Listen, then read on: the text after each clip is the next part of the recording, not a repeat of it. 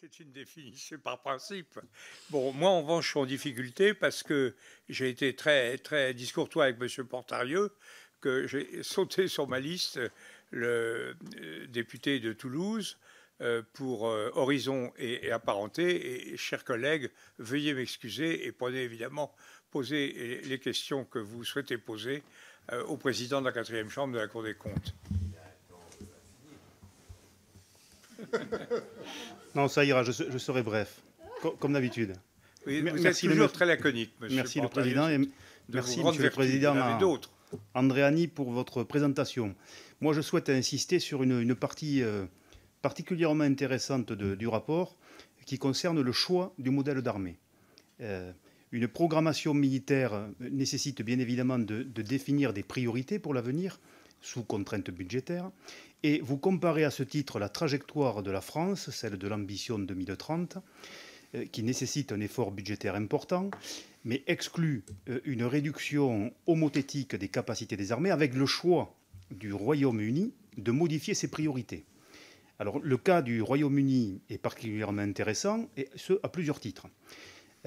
Ils ont engagé une concentration plus importante du budget sur la protection du territoire, sur la dissuasion nucléaire et antiterroriste, sur la projection de forces au sein de coalitions et d'alliances de sécurité collective, ainsi que sur le maintien de l'ascendant technologique au combat.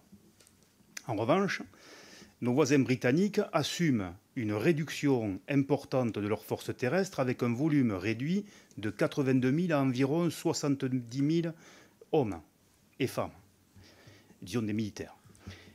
Et ce, tout en confirmant leur choix de renoncer à la composante aérienne de la dissuasion nucléaire.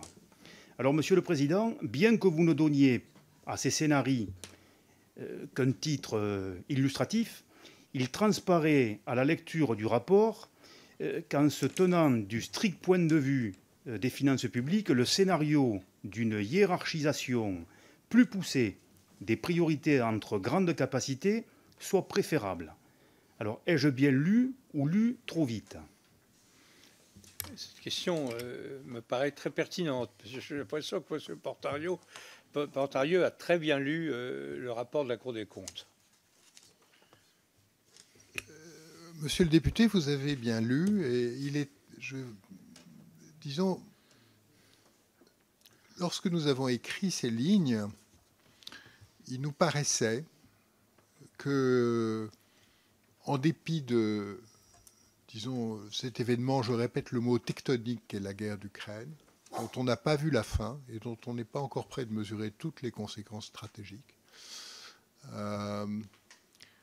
l'hypothèse d'une poursuite, j'allais dire, à l'identique des marches les plus hautes, des marches finales de la loi de programmation 19-25 et de leur reproduction pendant 5 ans, nous paraissait, disons, un scénario aléatoire. Je ne porte pas de jugement de valeur.